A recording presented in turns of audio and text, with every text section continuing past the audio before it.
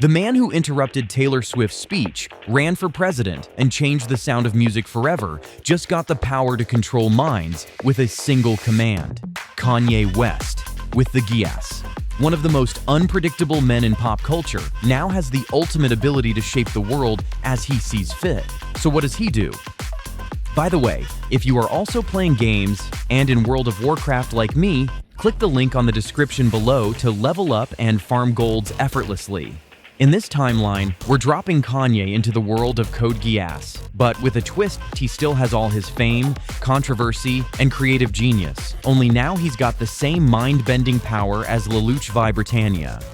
We're diving into how Kanye's philosophy changes with this ability, how he would use it, who he targets first, and whether he ends up saving the world or ruling it.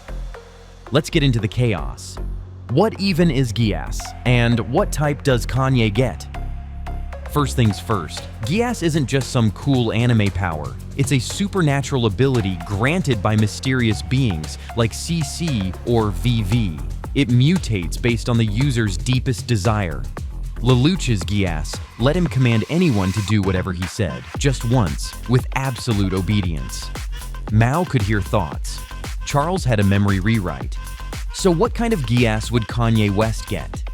Based on everything we know about Ye's obsession with legacy, control over his public image, and the idea that he's here to lead the free thinkers, his Geass wouldn't be basic mind control. Kanye's Geass would let him implant belief. One eye contact, one phrase. And suddenly, whoever he speaks to believes in him and his vision completely. Not just follow orders. They think he's right. They think he's the truth. It's not obedience, it's conviction, which is a whole different level of dangerous. The first time Kanye uses it. Kanye gets the Geass on a silent night in Calabasas.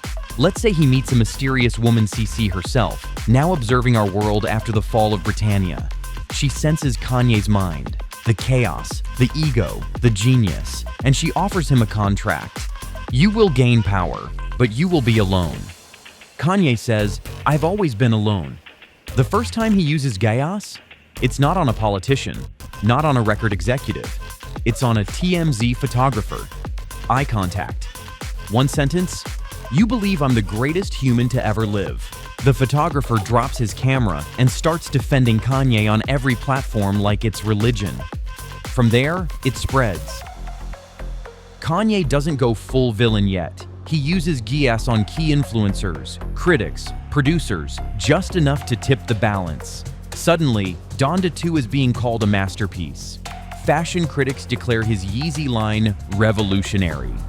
News anchors start calling him a visionary prophet, but it's not real belief, it's planted, and Kanye can feel it. The rise of the Geass Church. Eventually, Kanye stops caring about entertainment. He said it before, music was just a gateway. His real mission, culture, identity, belief systems. So he forms the Geass Church.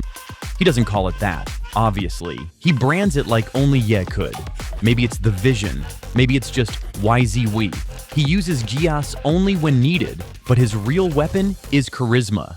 Just like Lelouch, Kanye knows how to speak, how to perform, how to pull emotions out of crowds. The Geass is the backup, the failsafe. He starts giving weekly sermons. They look like album release events, holograms, orchestras, fashion shows. But instead of preaching God or gospel, he talks about free thinking, legacy, and truth. The scary part? People show up in droves. Because Kanye always had influence, the Geass just supercharges it. And while the world debates if this is art, a cult, or politics, Kanye's already moved on to the real prize. Kanye enters politics again, but different. Back in 2020, Kanye did run for president. It was chaotic, unfocused, and kind of surreal. But in this timeline, with the Geass, he's dead serious. And he's not going third party this time. He takes over a political movement from the inside. Doesn't matter which side. He uses Geass on the right campaign managers, the right governors, the right media anchors. Suddenly, he's on the debate stage, and everyone else looks like they're reading cue cards. He speaks from the heart. People cry. Reporters can't explain it. His approval ratings skyrocket. The only people trying to stop him are other powerful players, billionaires, lobbyists, military leaders who feel something is off but can't prove it. Because Kanye's geese doesn't show up in security footage, it's in the eyes, the mind, and it only activates when he decides. When he wins, he doesn't throw a victory party. He says, "This isn't the end of the system, it's the beginning of the future." The reign of President Jesus. Kanye in the White House is nothing like what people expected. He bans social media algorithms, declares mental health a national emergency, diverts military budgets into nationwide art therapy programs, pardons hundreds of low-level offenders, abolishes certain surveillance practices. It sounds great on the surface. It really does. But then things start to shift.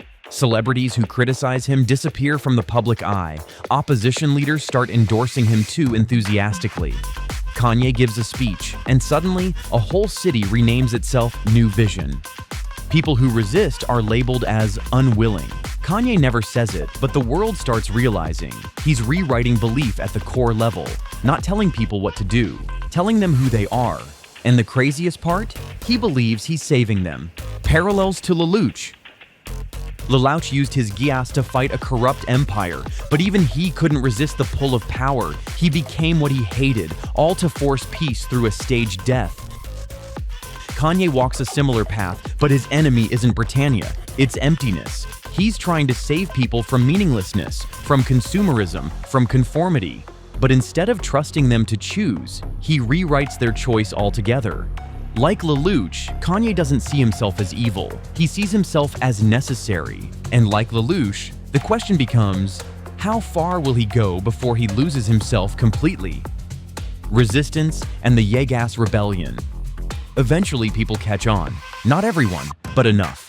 A former fan-turned-hacker leaks footage of Ye using Geass on a UN ambassador. A rogue group of former musicians, politicians, and scientists form an underground resistance. They call themselves Unplugged.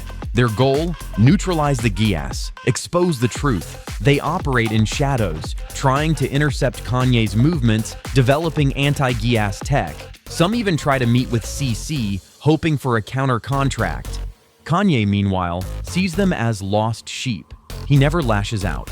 He just talks to them, sometimes in person, sometimes on live streams. And slowly, some of them switch sides willingly or not. He says things like, "You don't need to be free to be fulfilled. I'm not your leader, I'm your reflection." The war isn't fought with guns, it's fought with ideas. And Kanye is winning. Kanye's zero Requiem moment. Now we get to the question, how does it end? Does Kanye spiral into full dictator? Does the resistance win? Or does he pull a Lelouch and stage his own downfall for the greater good? Here's a possible ending. Kanye, after years of global rule not through law, but belief, realizes something. The people don't dream anymore. They don't question. They don't struggle. And while the world is peaceful, it's dead inside. He looks in the mirror and sees Charles Z. Britannia staring back. So he calls a final press conference, broadcast everywhere. No holograms, no special effects, just him. He reveals everything, the Geass, the mind control, the lies, and then he turns to someone from the resistance. Maybe a former friend, maybe Northwest, now grown, leading the Unplugged. And he says, "Erase me, let them choose again." She does, and the world wakes up. After the Geass fades, when Kanye disappears dead or just gone, there's chaos, confusion, but also relief. The Geass fades. People remember who they were, not all at once, but piece by piece. Some hate him, some mourn him, some write songs, books, and documentaries trying to make sense of it all, but nobody forgets him. He becomes legend, not as a musician, not even as a president, but as the man who tried to rewrite humanity's soul. And the question echoes for decades. Was he right? Kanye West with the Geass isn't a joke scenario. It's a reflection of what happens when raw influence meets supernatural control. Would he save the world? Maybe. Would he change it forever? Definitely. But the real question isn't what Kanye would do with Geass. It's what we would do if someone like him had it and we didn't even know.